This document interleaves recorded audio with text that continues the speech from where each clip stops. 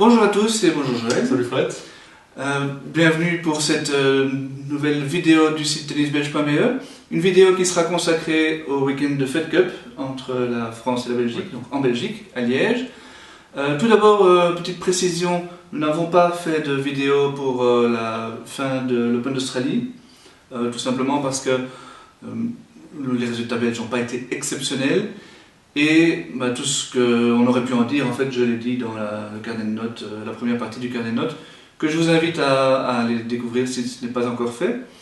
Deuxième petite précision, on avait l'habitude de faire également une vidéo sur la Coupe Davis. Oui, mais la Coupe Davis n'existant plus, sous sa forme telle qu'on l'aimait. On a tout simplement décidé de ne pas en parler. On a suivi évidemment les résultats, on est content pour l'équipe, on est très content pour les joueurs qui se sont déplacés au Brésil. Ils ont fait un exploit, mais voilà, on va s'en tenir juste à ce petit commentaire.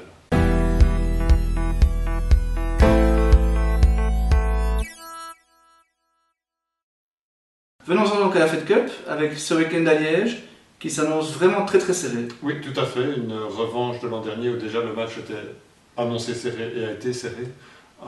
Effectivement, revanche Belgique-France, avec deux équipes qui se tiennent de très près.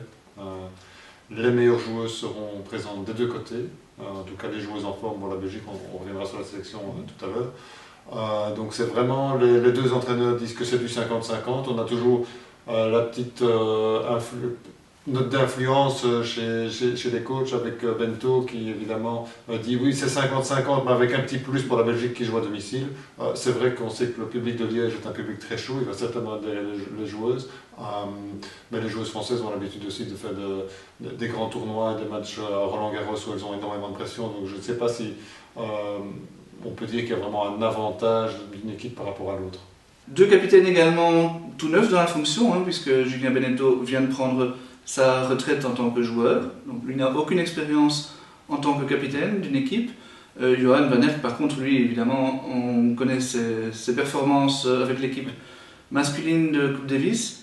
Il va par contre, évidemment, découvrir un petit peu ce que c'est qu'une équipe féminine. Oui, tout à fait. Donc effectivement, il a l'expérience, savoir comment gérer un groupe sur une semaine, planifier les entraînements, mettre en confiance, mettre l'ambiance dans le groupe, ça, il n'y a aucun doute, il sait le faire. Maintenant, c'est vrai que le tennis féminin est différent du tennis masculin, dans le sens où il y a beaucoup plus souvent de breaks, de retournements de situation, etc. Et donc, il va devoir peut-être être encore plus dans le soutien mental que ce qu'il fait avec l'équipe masculine.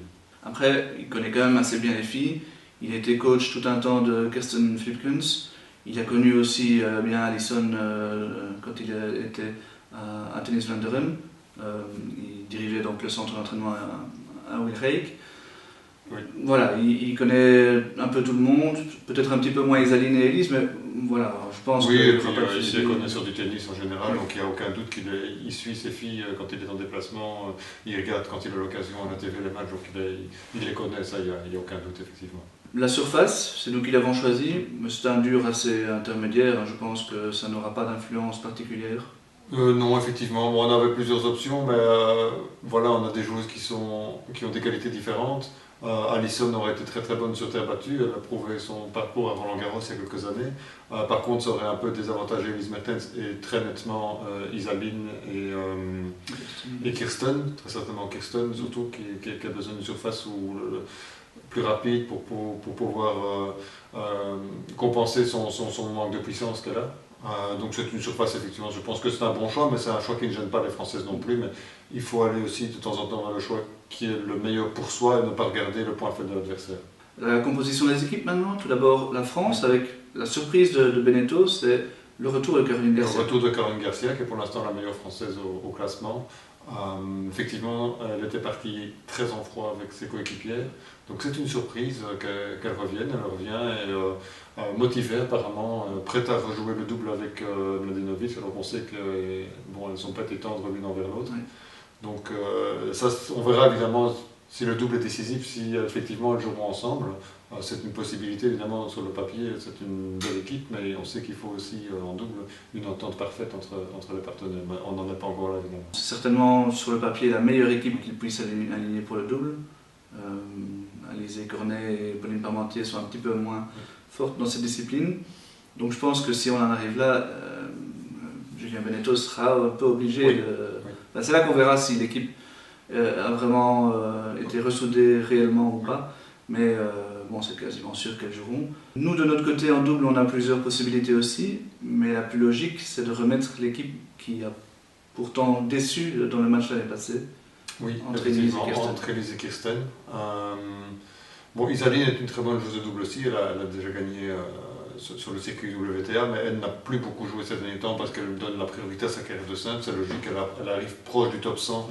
C'est le moment où elle doit faire les efforts pour y entrer. Et une fois qu'elle sera dans le top 100, alors si elle est dans le tableau final de tournoi, elle pourra peut-être rejouer en double un peu plus souvent. Donc elle, je ne pense pas qu'elle jouera le double effectivement.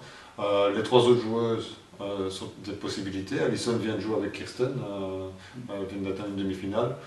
Mais effectivement, Elise Mertens est la meilleure joueuse de double des quatre. Elle était au Masters l'an passé, c'est pas pour rien, avec une autre partenaire évidemment, Demis Kurs. De notre côté, Kirsten Flipkens joue elle de plus en plus en double avec de très très bons résultats aussi. Oui, 6 finales en un an, c'est vraiment très bon. Bon, ça n'était que des tournois de classe internationale, donc pas les tout meilleurs tournois du circuit, oui. Mais elle n'a que très peu rencontré les top niveaux. Mladenovic Garcia, c'était le top niveau jusqu'à ce qu'elle se sépare. Donc voilà, ça reste, je pense, les Françaises qui seraient favorites. Oui, dans le double, de toute façon, oui. Nous, on a la possibilité de faire plusieurs paires en fonction de qui aura joué en simple, de résultat, de qui est en confiance, qui ne l'est pas, de comment ça se déroule à l'entraînement. Là, c'est Johan qui le sait, qui a les clés. Mais effectivement, quelle que soit la paire qu'on aligne, la France restera favorite dans le double. Avant cela, il y aura 4 simples. Et on espère évidemment pouvoir conclure la partie avant le double. Avec qui du côté belge? Bon, Elise d'office. Ça se jouera la deuxième place entre Kirsten et Alison. Oui, probablement. Même si Isaline est très en forme ces derniers temps, elle a quand même moins d'expérience.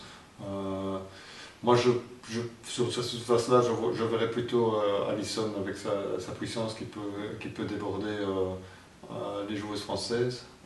L'an passé, c'était pas très bien passé pour Kirsten contre les Français, justement, donc peut-être que c'est un élément aussi à prendre en compte. Peut-être des joueuses qui ne sont pas trop dérangées par son jeu. La situation est la même que l'an dernier pour Mladenovic. L'an passé, au moment de la rencontre, elle n'était nulle part. On avait dit bon, c'est le bon moment pour la jouer. C'est la même chose cette année, mais l'an dernier, elle avait justement retrouvé des couleurs lors de la rencontre de Fed Cup et elle avait été vraiment la joueuse qui a porté la France. Donc on espère pour nous que ce ne sera plus le cas. Oui, c'est vraiment une joueuse qui se transcende en équipe nationale parce que je pense que c'est quasiment les 2 seuls très bons matchs qu'elle a joués de la saison l'an dernier. Elle a vraiment fait une très très mauvaise saison, elle est, je pense, au-delà du top 50 finalement. Et ces 2 matchs-là, elle a joué top 10. On peut même dire 3 matchs parce qu'elle a porté le double sur ses épaules. Elle jouait avec Amandine Hess qui était quand même beaucoup plus faible, et c'est logique vu son classement, mais elle a réussi à la transcender et à porter ce double véritablement, elle a apporté les 3 points à la France. Et donc, pour côté français, en simple, là aussi, a priori, ça devrait être Caroline Garcia et Kiki Mladenovic. Quoique Julien Benetto, mais c'est peut-être un petit peu vous brouiller les cartes, il a dit beaucoup de bien en conférence de presse d'Alizé Cornet. De son jeu en particulier, qui pouvait vraiment bousculer pas mal de joueuses. Donc c'est pas impossible qu'il tente une carte, surtout justement si une des 2 premières joueuses françaises, enfin si Garcia ou Mladenovic, n'est pas aux entraînements, n'arrive pas à vraiment montrer aux entraînements qu'elle peut apporter quelque chose de plus que ce qu'elles font pour l'instant sur le circuit. Parce qu'il faut dire que pour l'instant sur le circuit ça ne doit pas ni l'une ni l'autre. Non, tout à fait. Surtout Mladenovic qui n'arrive plus à remporter un seul match. Garcia semblait être parti à l'Open d'Australie, mais après elle a une grosse déception, une très grosse défaite.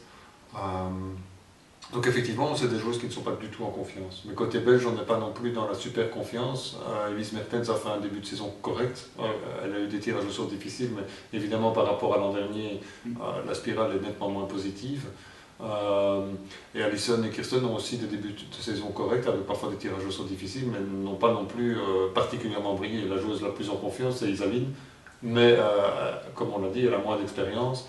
Et je ne pense quand même pas que Johan va la mettre sur le terrain, certainement pas le premier jour. Voilà, je crois que c'est tout ce qu'on pouvait dire en gros sur cette rencontre. On espère évidemment une grosse ambiance à Liège.